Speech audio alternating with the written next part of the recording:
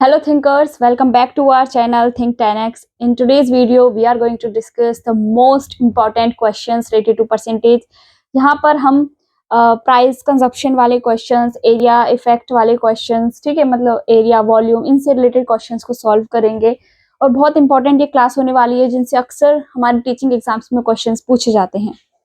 तो हमारे पास पहला क्वेश्चन है, the length of a rectangle is increased by 30% and breadth is decreased by 20%, then what percentage effect on its area। देखो ये question आप आसानी से कर सकते हो, आपने फॉर्मूला सीखा हुआ है, आपको डायरेक्ट मेथड पता है, आप परसेंटेज से फ्रैक्शन में कन्वर्ट कर सकते हो। बस उन्हीं मेथड्स का हम यूज करने वाले हैं और उन्हीं मेथड्स का हमने प्रीवियस वीडियोस में यूज किया है, ठीक है। देखो करेंगे, और पहले मैं आपको इसको हिंदी में बता देती हूँ। The length of a rectangle, किसी आयत की लंबाई इज इंक्रीज्ड बाय, मतलब वो बढ़ जाती है, 30% से बढ़ जाती है किसी आयत की लंबाई, और जो उसकी चौड़ाई है वो 20% से घट जाती है। डिक्रीज मतलब घट जाती है, तो उसके एरिया यानी उसके क्षेत्रफल पर कितना प्रभाव पड़ेगा, कितना प्रतिशत प्रभाव पड़ेगा, ठीक है। What percentage effect on its area, ठीक है। तो इसका सॉल्यूशन हम करते हैं। देखो सबसे पहले हम क्या करेंगे, डायरेक्ट मेथड का यूज करेंगे। देखो डायरेक्ट मेथड हमारे पास क्या है, डायरेक्ट मेथड, ठीक है, सभी को पता है। डायरेक्ट मेथड मतलब हम डायरेक्ट करेंगे फाइनल बाय इनिशियल, ठीक है। अब देखो कि हमें क्या गिवन है कि जो लेंथ रेक्टेंगल की वो इंक्रीज हो जाती है 30% से। अगर फॉर एग्जांपल इनिशियली उस जो आयत है हमारे पास, जो रेक्टेंगल हमारे पास, अगर इनिशियली इसकी लेंथ 100 है, लेंथ है ना, हम ये लेंथ ये मानते हैं, ब्रेथ हम ये मानते हैं, ठीक है। उसके 100 है तो बाद में बढ़ के कितनी हो जाती है, 30% इंक्रीज हो जाती है, यानी वो 130 हो जाती है। और एरिया ऑफ रेक्टेंगल आपको पता होगा कि एरिया यानी क्षेत्रफल रेक्टेंगल का कितना होता है, लंबाई गुना चौड़ाई, लेंथ इनटू ब्रेथ, ओके। ये इसका एरिया होता है। तो ये हमारी लेंथ है और हम इनटू में क्या करेंगे, ब्रेथ, चौड़ाई। ब्रेथ कम हो जाती है 20% से, यानी अगर उसकी चौड़ाई पहले 100 थी तो वो कितनी हो जाएगी अब 80, ठीक है। ये हमारे पास कितना क्या होता है, एरिया होता है। हमें क्या पूछा है, एरिया जो पूछा है कि उसकी कितना इफेक्ट पड़ेगा, परसेंटेज इफेक्ट बताओ एरिया पर। तो इनिशियली एरिया क्या होगा, देखो इसको कैंसिल आउट करते हैं, तो 10 टाइम्स 100, इनिशियली एरिया कितना था, 100 था, बाद में कितना हो गया, 13 8 104, ठीक है, बाद में कितना हो गया 104।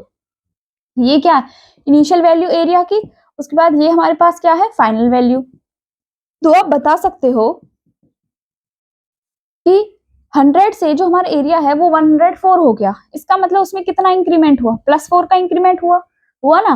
तो यही हमारा क्या आंसर है, +4% इंक्रीज, जो एरिया है वो हमारा क्या हुआ, इंक्रीमेंट हुआ उसके अंदर 4% का, ठीक है। यही हमारा आंसर है। अब हम दूसरे मेथड से देखते हैं हमारे पास क्या मेथड। देखो ये जो क्वेश्चन है जो हमने लास्ट क्लास में डिस्कस किए थे, 3 केसेस हमने डिस्कस किए थे लास्ट क्लास में, पार्ट 10 में। तो उसमें हमने क्या देखा था, जो केस 1 में हम कौन सी केस 1 का ही केस है ना, जिसमें हमें ए वैल्यू दी हो, बी दी हो, हमसे सी क्या हो पूछा हो, ठीक है। तो इसमें हम कौन सा फॉर्मूला यूज करते हैं, x + y + xy / 100, ठीक है। उसमें जो प्लस है वो किसको दिखाता है, इंक्रीज को, माइनस किसको दिखाता है, डिक्रीमेंट को। अगर वैल्यू डिक्रीज हो रही है, वैल्यूज को पुट कर देंगे इधर। x की वैल्यू क्या है 30, इंक्रीमेंट हुआ है +30, -20 क्योंकि डिक्रीमेंट हुई है ब्रेथ में, +30 इंटू -20/100, ठीक है। 0 से 0 कैंसिल आउट, 30 में से 20 माइनस करेंगे तो 10, +3 2 6, माइनस का 6, तो 10 में से 6 माइनस करेंगे तो कितना आंसर आएगा 4, प्लस क्या, प्लस हमें क्या शो करता है कि वैल्यू में क्या हुआ, इंक्रीमेंट। जो एरिया वो क्या है, अपनी इनिशियल स्टेट से वो क्या बढ़ा है, ठीक है, इंक्रीमेंट हुआ उसके अंदर। तो ये हमारा आंसर है। दूसरे मेथड से करते हैं इसी क्वेश्चन को। ये हमारे पास डायरेक्ट मेथड हो गया, ये हमारा फॉर्मूला हो गया सक्सेसिव परसेंटेज चेंज का। अब देखो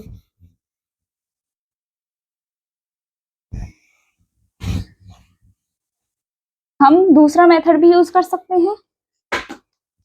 दूसरा मेथड हमारे पास क्या है, देखो हमें क्या दिया हुआ है 30%, 30। देखो जो आपको फॉर्मूला सूटेबल लगे ना आप उसको यूज कर सकते हैं, जिससे हमारा मेन मोटिव क्या है, क्वेश्चन हमारा इजीली सॉल्व हो जाए, कम टाइम में सॉल्व हो, ठीक है। हमारे पास 30% दिया हुआ है, तो 30/100 इसको लिख सकते हैं, क्या हो जाएगा 3/10 वैल्यू हो जाएगी।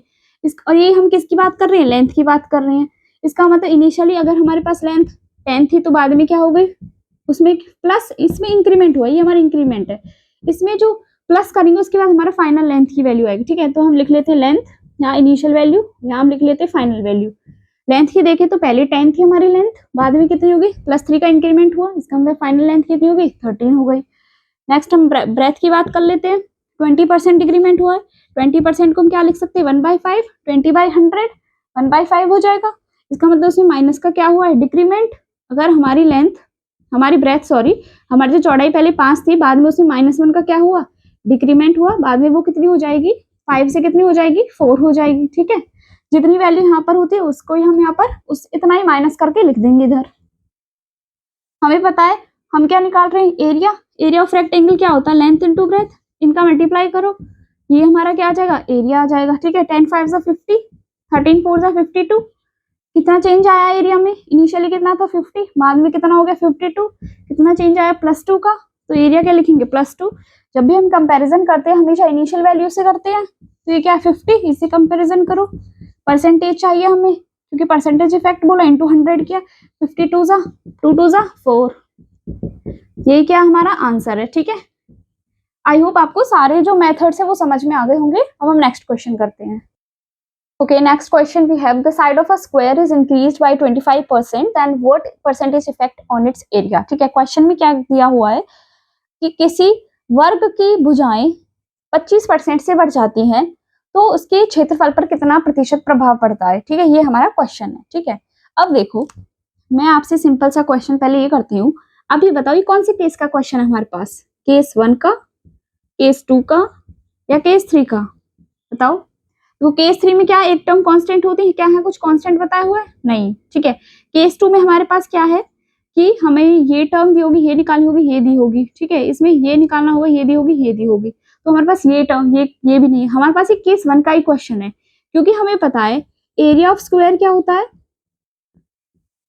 वर्ग का क्षेत्रफल कितना होता है, साइड इनटू साइड। ठीक है, इसका मतलब अगर हमारे पास साइड ऑफ द स्क्वायर बोला है तो इसका मतलब हमारे पास दोनों साइड्स दी हुई हैं, 25% इसमें भी इंक्रीमेंट हुआ है, 25% इसमें भी इंक्रीमेंट हुआ है।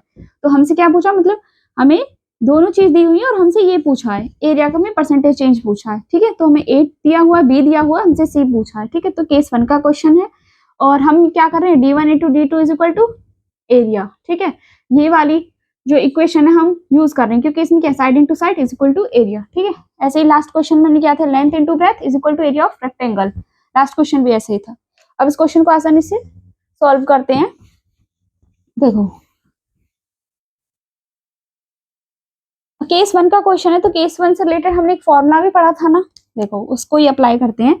अब देखो यहाँ पे ना फॉर्मूला वाला क्यों इजी पड़ेगा, अब आप देखना x + y + xy/100, आपको लग रहा होगा इसमें डायरेक्ट मेथड इजी है, डायरेक्ट मेथड सही है, बट इसमें देखो आसानी से पॉइंट्स में आंसर आएगा, इसमें आसानी से निकल जाएगा, डायरेक्ट दिखेगा हमें। देखो 25% का चेंज हुआ है, इंक्रीज हुई है दोनों value, +25 +25 +25 multiply by 25 divide by 100। सभी को पता है 25 का स्क्वायर कितना होता है, 625 अपॉन में 100 है, 625/100 मतलब कितना हो जाएगा 6.25, 25 और 25 कितना हो जाएगा हमारे पास 50, तो कितना हो जाएगा 56.25, यही क्या आंसर है। ठीक है, इतना इसमें क्या हुआ है, इंक्रीमेंट हुआ, क्योंकि हमारी वैल्यू क्या है, पॉजिटिव है। ठीक है, अब देखो इसको हम डायरेक्ट मेथड से करते हैं।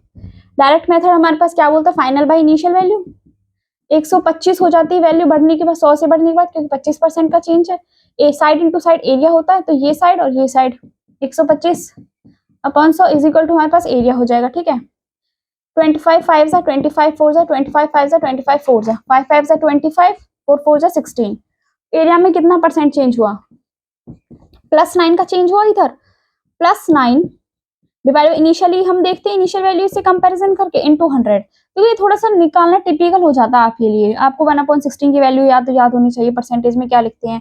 ठीक है, या तो तब आसानी से हो जाएगा, या आप ऐसे ही कर सकते हैं, ज्यादा सिंपल पड़ रहा है। ठीक है, तो आपका जो आंसर है वो कितना है, 56.25, यही हमारा आंसर आएगा इसमें। ठीक है, क्योंकि हमें साफ दिख रहा है कि 16 से एरिया बढ़ के क्या हुआ 25 हुआ है, तो उसमें क्या हुआ इंक्रीमेंट हुआ, इसलिए वैल्यू क्या पॉजिटिव है। ठीक है, यही आंसर है। Okay, next question we have, the side of the square is increased by 37.5%, then what percentage effect on its area। Same question है, बट हमने क्या किया, यहाँ पर वैल्यूज चेंज है और यहाँ पर हम फ्रैक्शन वाला मेथड लगाएंगे। ठीक है, जो यहाँ पर ज्यादा सूटेबल रहेगा। देखो सेम ही क्वेश्चन है कि किसी वर्ग की जो भुजाएं हैं वो 37.5% से बढ़ जाती हैं, तो बोला है उसके क्षेत्रफल पर कितना प्रतिशत प्रभाव पड़ेगा, ठीक है। सॉल्यूशन, ठीक है, हमें पता है एरिया ऑफ स्क्वायर हमारे पास क्या होता है, साइड इंटू साइड, ठीक है। अब देखो अगर हमें ये याद है वैल्यू 37.5% की वैल्यू अगर हमें याद है कि इसको क्या बोलते हैं 3/8 बोलते हैं इसको, ठीक है। मतलब 8 की वैल्यू में 3 का इंक्रीमेंट हुआ, ठीक है। अगर साइड की बात करी जा रही है, देखो हम पहली साइड ले लेते हैं A1, दूसरी साइड भी क्या ले लेते हैं A2। ये इनिशियल कंडीशन हमारे पास, ये हमारे पास फाइनल कंडीशन। 8 से जो वैल्यू है वो चेंज होकर कितने +3 का इंक्रीमेंट हुआ, क्योंकि इंक्रीज बोला है तो 37.5% से वो बढ़ जाती है। तो 8 अगर इनिशियल है तो +3, इसका मतलब वो कितनी हो जाएगी 11 हो जाएगी इधर, ठीक है। उसके बाद दूसरी भी सेम 11 हो जाएगी, 8 8 जा 64, 11 11 जा 121। ये हमारे पास क्या हो जाएगा एरिया, ठीक है। ये साइड है और ये एरिया है, ठीक है। अब देखो इनिशियल एरिया हमारे पास क्या था 64, बाद में क्या हुआ 121, तो इसमें कितने का इंक्रीमेंट हुआ है 57 का, एक बार देख लेते हैं, है ना। तो 57 का इंक्रीमेंट हुआ हमारे पास, ठीक है, ओके। उसके बाद क्या बोला है कि जो हम देखते हैं कि कितना % इंक्रीमेंट हुआ, परसेंटेज हमेशा हम इनिशियल वैल्यू से काउंट करते हैं, फर्स्ट वीडियो से हम बोलते आ रहे हैं, ठीक है।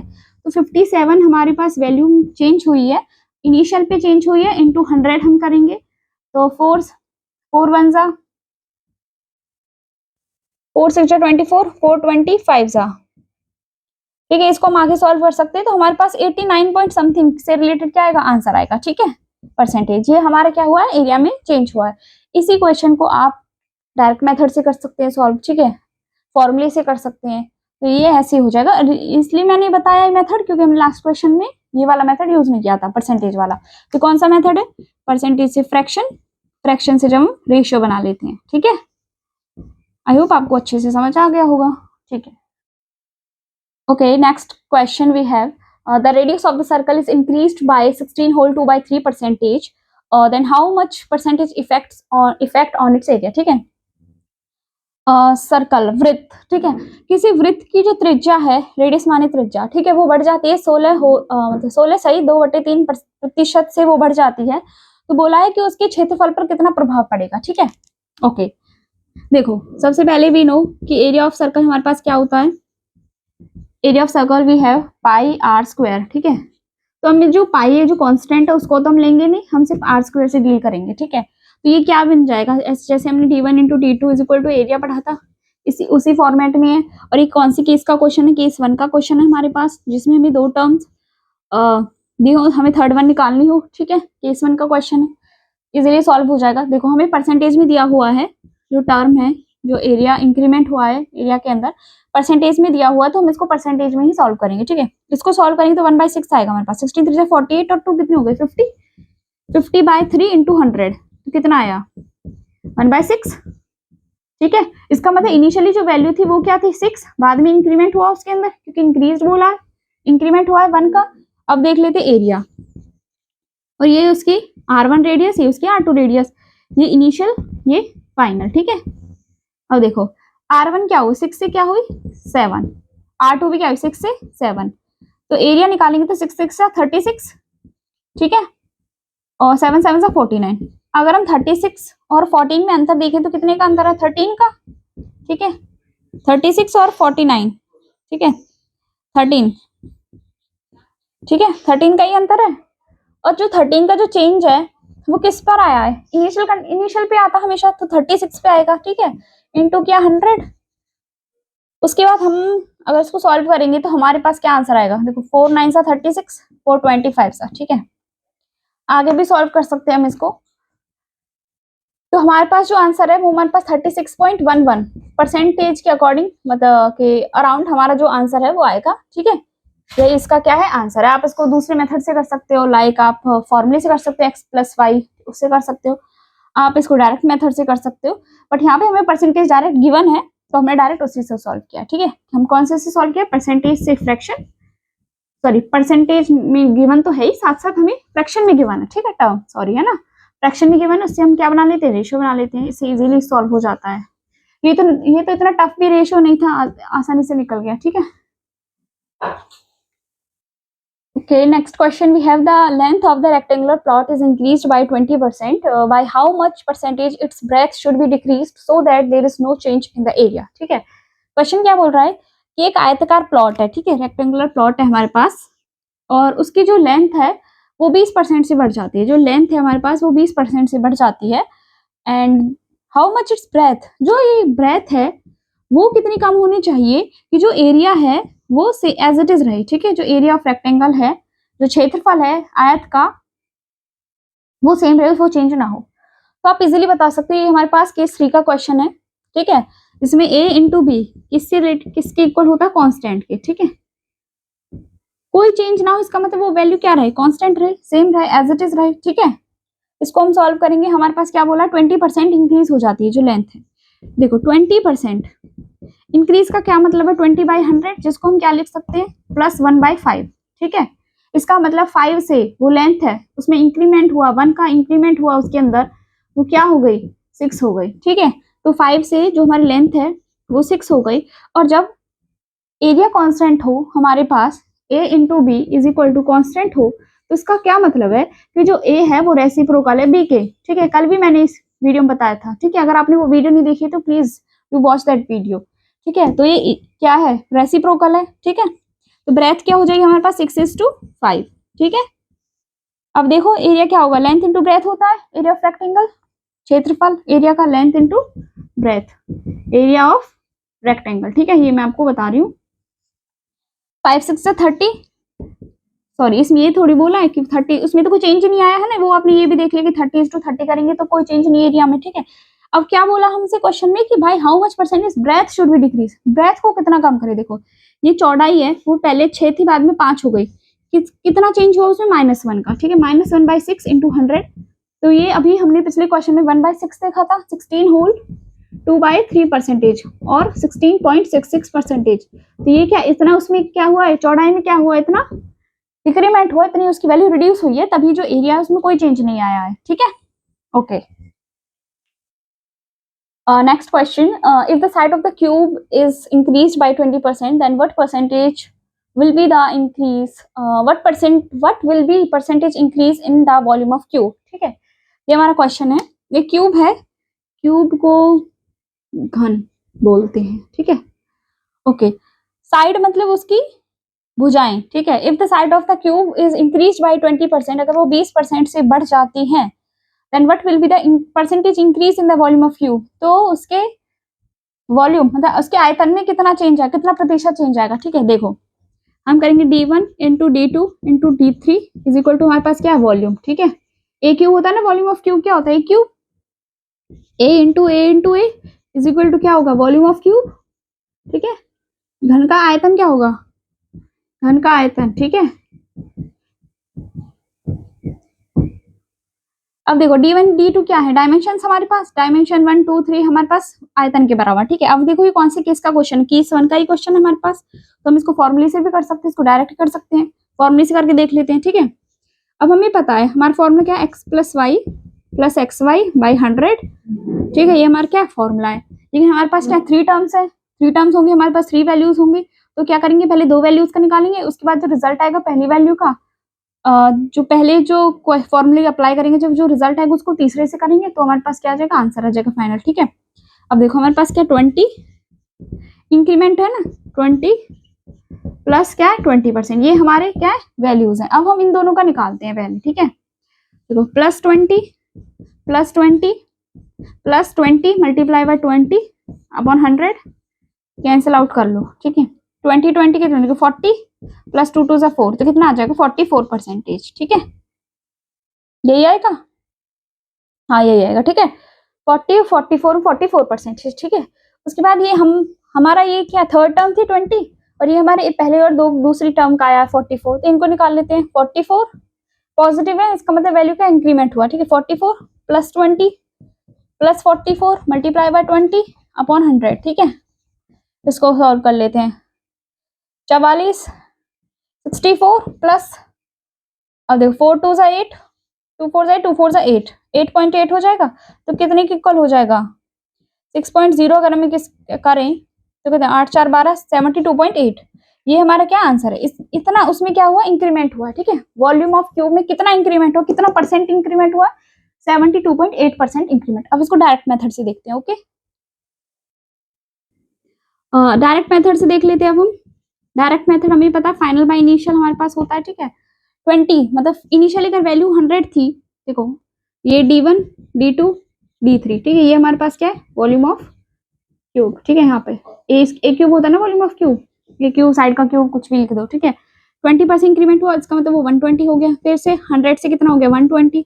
फिर से 100 से कितना हो गया, 120। अब देखो 0 से 0 कैंसिल आउट, ठीक है।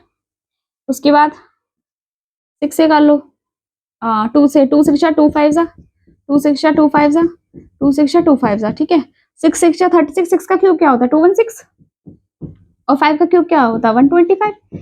इनमें कितने का चेंज है, 125 216, ठीक है,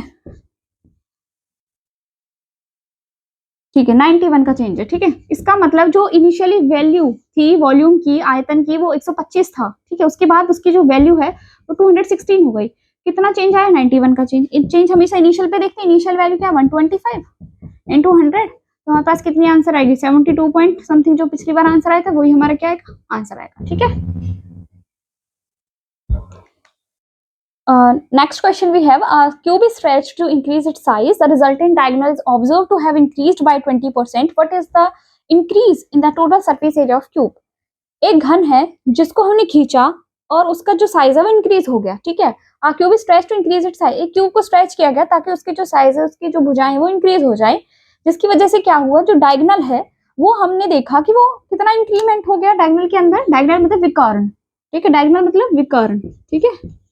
उसके अंदर हमने क्या देखा, उसके अंदर इंक्रीमेंट हो गया 20% का। तो बोला है कि area of cube, total surface area of cube, यानी क्यूब के एरिया में क्या डिफरेंस आया है, ठीक है। ये हमसे बोला है, ठीक है। ये हमारे पास केस 1 का ही क्वेश्चन है, जिसमें हमें पहली टर्म दी हुई है, दूसरी दी हुई है, तीसरी हमें निकालनी है। एरिया निकालना है ना। एरिया ऑफ क्यूब क्या होता है, ए स्क्वायर होता है, ठीक है। इसमें TSC की बात करी गई तो 6a स्क्वायर होगा, ठीक है। अब देखो इसमें क्या बोला है, cube is stretch to increase it size, ठीक है। क्यूब को स्ट्रेच किया गया है, उसके साइज देखो। हमें ये पता है कि जो साइड है, अगर कोई किसी वजह से साइड में चेंज हुआ है तो उसका इफेक्ट हमें पेरीमीटर पर दिखेगा, सेम इफेक्ट, और सेम इफेक्ट हमें उसके डायगोनल पर दिखेगा, ठीक है। ये हमें याद होना चाहिए। यही इस क्वेश्चन में हमें मतलब याद, क्योंकि हमें डायगोनल का बोला है ना, तो हम निकालेंगे तो इसमें तो एरिया ऑफ क्यूब की बात करी गई है। कैसे निकाले फिर, है ना। कैसे होगा, जो इफेक्ट हमारे डायगोनल पर होगा सेम इफेक्ट हमारे साइड पर होगा, सेम इफेक्ट हमारे पेरीमीटर पर होगा, ठीक है। विकर्ण पेरीमीटर को क्या बोलते हैं, पेरीमीटर, ठीक है ना। पेरीमीटर परिमाप, ठीक है, परिमाप, ठीक है, परिमाप। और ये हमारे पास के डायगोनल विकर्ण और साइड मतलब भुजा, ठीक है। इन पर भी वो ही चेंज होगा। तो डायगोनल हमें दिया हुआ 20% इंक्रीमेंट हुआ, इसका मतलब साइड में भी कितना हुआ, 20% का इंक्रीमेंट हुआ है। अब हम सिंपली निकाल सकते हैं क्यूब का एरिया, मतलब हम कांस्टेंट टर्म ही लेते हैं ना, तो हम क्या लेंगे, ए स्क्वायर लेंगे। फॉर्मूला हमें पता है, x plus y plus x y by 100, ये हमारा क्या है, फॉर्मूला है। x की वैल्यू कितनी है 20, इंक्रीमेंट हुआ plus 20 into 20 divide by 100, cancel out, 40 plus 2 2 4, कितना चेंज आया 44% का। तो एरिया में कितना चेंज हुआ, कितना परसेंटेज चेंज हुआ, 44%, ठीक है। यही इसका क्या answer, okay. Next question we have, the length of the cuboid is increased by, ये increased है, ठीक है, increased by 30%, breadth is decreased by 20% and height is decreased by 10%। तो वॉल्यूम पर कितना इफेक्ट है, ठीक है। एक घनाभ है जिसकी जो लंबाई है वो 30% से बढ़ जाती है, और ब्रेथ है जो उसकी चौड़ाई है वो 20% से घट जाती है, और हाइट उसकी 10% से घट जाती है। तो बोला है उसके आयतन पर कितना प्रतिशत प्रभाव पड़ेगा, ठीक है। ये भी हमारा केस 1 का क्वेश्चन है, जिसमें हमें पता है वॉल्यूम ऑफ क्यूबॉइड क्या होता है, वॉल्यूम ऑफ क्यूबॉइड, घनाभ का आयतन, ठीक है, घनाभ का आयतन कितना होता है, L into B into H, ठीक है। ये हमारा होता है। तो हमें डायमेंशन मतलब एक तरीके से डायमेंशन D1 D2 और D3 दी हुई है, और हमें ये टर्म निकालनी है। हमें सारी टर्म्स गिवन है, एक टर्म निकालनी है। केस 1 का क्वेश्चन हमारे पास देखो क्या बोला क्या है अब, कि अब देखो हमें क्या पता, फॉर्मूला पता है ना, हमें केस 1 में कौन सा फॉर्मूला अप्लाई करते हैं, x plus y plus xy/100%, ठीक है। जब भी हमें केस 1 में क्या होता है कि अगर इसमें से कोई वैल्यू मिसिंग है तो वो हमारा केस 2 में क्वेश्चन चला जाएगा, और कोई अगर इधर साइड वाली टर्म कांस्टेंट है तो वो केस 3 का क्वेश्चन चला जाएगा, और ये वाली साइड हमें निकालनी है और ये तीनों हमें गिवन है तो वो केस 1 का क्वेश्चन है। ओके, x + y + xy/100 हमें 3 टर्म्स गिवन है, ठीक है। इंक्रीज्ड +30% इंक्रीज, ठीक है। ब्रेथ -20%, ठीक है। हाइट -10%। पहले हम इन दोनों का निकालेंगे, जो इनका रिजल्टेंट आएगा, जो इनका रिजल्ट आएगा उसको हम इससे करेंगे, ठीक है, फॉर्मूला अप्लाई करेंगे। तो +30 -20 +30 इंटू -20 डिवाइड बाई 100, ठीक है। 10 3 to 6 कितना आएगा 4% इंक्रीज, ठीक है। इससे तो मतलब इंक्रीमेंट हो, प्लस में आंसर है, इसका मतलब इसमें क्या हुआ, इंक्रीमेंट हुआ, ठीक है। अब +4 को और -10 को हम लेंगे, ठीक है, ठीक है। तो 4% इंक्रीमेंट हो गया हमारे पास। उसके बाद हमें क्या इन दोनों की वैल्यूज लेनी है, -10% उसकी वैल्यू हमें लेनी है, ठीक है। क्या हो जाएगा +4 -10 +4 into -10 divide by 100, okay. Cancel out, -+10 -6 -0.4, कितना आंसर आ जाएगा -6.4% डिक्रीमेंट। इसका मतलब जो वॉल्यूम है, जो आयतन है, उसमें उसका परसेंटेज में क्या हुआ, डिक्रीमेंट हुआ, डिक्रीज हुआ, ठीक है। यही हमारा क्या है, आंसर है। अंडरस्टूड। देखो इस क्वेश्चन को डायरेक्टली कर सकते हैं, इजीली सॉल्व हो जाएगा। डायरेक्ट मेथड हमारे पास क्या है, फाइनल बाय इनिशियल। इंक्रीज हुई है वैल्यू, मतलब पहली वैल्यू 100 से 130 हुई है, उसके बाद डिक्रीमेंट हुआ, 100 से क्या हुई वैल्यू 80, उसके बाद 10% का डिक्रीमेंट हुआ, 100 से क्या हुआ 90, ठीक है। ये कैंसल आउट, ओके। 13 8 सा कितने हो जाए 104, 104 9 से 9 4 सा 36, 9 1 सा 9, और ये क्या 1000, कितने का चेंज है, मतलब कितना कितना आप ही बताओ कितने आया है 64, डिक्रीज हुई है, साफ साफ वैल्यू पता चल रही है हमें। इनिशियली वैल्यू कितनी थी 1000, देखो A into L into B into H हमारे पास क्या होता है, वॉल्यूम। वॉल्यूम ये क्या हमारे पास वॉल्यूम, इनिशियली वॉल्यूम कितना था हमारा क्यूबॉइड का 1000, बाद में कितना हो गया 936, कितने का डिक्रीमेंट हुआ 64 का, किस पे हुआ है 1000 पर इनिशियल वैल्यू, ठीक है, इंटू 100 परसेंटेज इफेक्ट निकालना, क्योंकि कट कर लो -6.4%, यही हमारा क्या आंसर है। तो हम दोनों मेथड्स का यूज कर सकते हैं जो आपको सूटेबल लगे, okay. Next question we have, the radius of the base of the cylinder is increased by 25%, then how much percentage decrease in height of the cylinder so that the volume remains same, ठीक है। हमें पता है volume remain same हमें बोला है, इसका मतलब हमारे पास ये किसका क्वेश्चन है, केस 3 का क्वेश्चन, ठीक है। इसको हम दोनों तरीके से करेंगे, डायरेक्ट भी करेंगे और उससे भी करेंगे, ठीक है, फ्रैक्शन से भी करेंगे, ठीक है। Radius of the cylinder, base of the cylinder, cylinder को क्या बोलते हैं हिंदी में, बेलन, ठीक है। जो रेडियस है उसकी जो त्रिज्या है वो 25% से बढ़ जाती है, ठीक है। और क्या बोला है कि उसकी हाइट में कितना हम डिक्रीमेंट करें, उसकी ऊंचाई को कितना घटाएं, कितना प्रतिशत घटाएं कि जो वॉल्यूम है वो सेम रहे, ठीक है। तो हमारे पास क्या है, हमें पता है कि जब हमारे पास A into B is equal to क्या हो, कांस्टेंट, ठीक है, तो ये एक दूसरे के क्या हो जाते हैं, रेसिप्रोकल हो जाते हैं। अब हमें पता है volume of Q, volume of cylinder क्या होता है हमारे पास, πr²h, ठीक है, πr²h। हम क्या करेंगे, पाई को कैंसिल आउट कर देंगे क्योंकि क्या है कांस्टेंट, हमारा क्या है बस r और h का टर्म हमें देखना है, ठीक है। अब क्या बोला r², हमें पता है r² किसके इनवर्सली प्रोपोर्शनल हो जाएंगे, हाइट के इनवर्सली प्रोपोर्शनल हो जाएगा, क्योंकि वॉल्यूम ऑफ सिलेंडर हमें क्या रखना है, कांस्टेंट। जब एक वैल्यू बढ़ेगी एक वैल्यू घटेगी तभी तो चीज कांस्टेंट रहेगी, ठीक है। तो क्या बोला 25%, रेडियस 25%, मतलब कि 1/4, ठीक है। 4 का उसमें क्या, 4 अगर इनिशियल वैल्यू थी इसका मतलब उसमें डिक्रीमेंट होके इंक्रीमेंट हुआ है ना, सॉरी इंक्रीमेंट हुआ, तो +1, 4 से वैल्यू क्या हो जाएगी 5। अगर हम रेडियस का देखें तो 4 से इनिशियली 4 था, तो ये फाइनल वैल्यू, ठीक है। इनिशियली रेडियस हमारा 4 था, बाद में 1 का इंक्रीमेंट हुआ क्योंकि इंक्रीज बोला, इंक्रीज हुई ये वैल्यू, तो कितनी हो गई 5। फिर से रेडियस 4 से कितना हो गया 5, अब ये रेडियस है 4 4 से 16, 5 5 से 25, क्योंकि हमें क्या निकालना r²। अब हाइट क्या हो जाएगी इसकी, क्या हो जाएगी इनवर्सली प्रोपोर्शनल 25:16। अब देखो हाइट हमें इनिशियली 25 थी, बाद में कितनी हुई 16, इसका मतलब उसमें कितना हुआ चेंज, -9 का, -9 अपॉन 25, इनिशियल वैल्यू 25 इंटू किया हमने 100, 25 4 सा 9 4 सा 36, इसका मतलब जो हाइट है, जो ऊंचाई है बेलन की, वो क्या हुई 36% डिक्रीज हुई है, ठीक है। इसको हम दूसरे मेथड से भी कर सकते हैं, ये इसका आंसर है, ठीक है। ओके, इसको हम डायरेक्टली देख लेंगे। देखो डायरेक्ट हमारे पास क्या होगा, D is equal to direct method, sorry है ना, मैं क्या बोल रही हूँ, direct is equal to final by initial. Okay, final by initial pi r square H, ठीक है, आर स्क्वायर और एच, और ये हमारा क्या है, वॉल्यूम है, ठीक है, हमने वो नहीं लिए, पाई नहीं लिए, ठीक है, volume.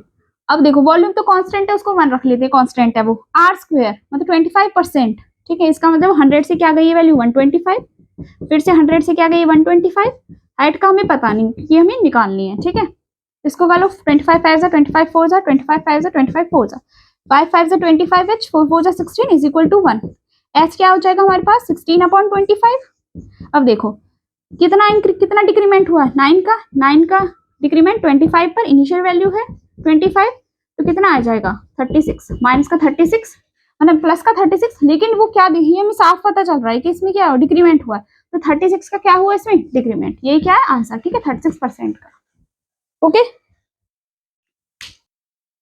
In the next video हम इनसे रिलेटेड क्वेश्चंस को सॉल्व करेंगे, मतलब आने वाली कुछ वीडियोस होंगी उनमें इनसे रिलेटेड क्वेश्चंस को सॉल्व करेंगे कि price into consumption expenditure, although हमने क्वेश्चंस कुछ कर लिए हैं, बट हम और भी थोड़े से हायर लेवल के कुछ अलग टाइप के क्वेश्चंस हैं उनको डिस्कस करेंगे, अलग टाइप के क्वेश्चंस हैं जो price into sales revenue, price into quantity equal to expenditure, Venn diagram से रिलेटेड जो हम करेंगे क्वेश्चंस, एग्जाम से रिलेटेड क्वेश्चन की एक बच्चा इसमें पास हो गया, फिजिक्स में पास हो गया, मैथ्स में पास हो गया, अगर एक में फेल हो गया है ना, ये क्वेश्चन सॉल्व करें, इलेक्शन से रिलेटेड क्वेश्चन को सॉल्व करेंगे कि इतने प्रतिशत वोटों से वो जीत गया तो कितनी वोट्स थी, इस तरह के क्वेश्चन, मिक्सचर वाले क्वेश्चंस करेंगे, इनकम एक्सपेंडिचर सेविंग से रिलेटेड क्वेश्चंस करेंगे।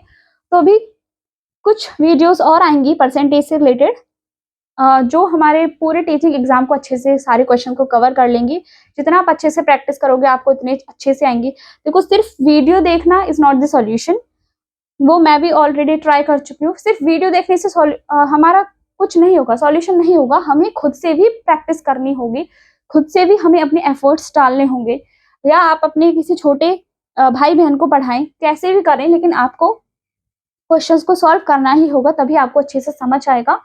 तो मिलते हैं नेक्स्ट वीडियो में, टिल देन आप इन जितनी भी वीडियोस हैं आप उनको अच्छे से देख लें, उनकी अच्छे से प्रैक्टिस कर लें, प्रैक्टिस इज द की, वो आपको अच्छे से करनी है, और नेक्स्ट वीडियो मिलेंगे। Thank you everyone.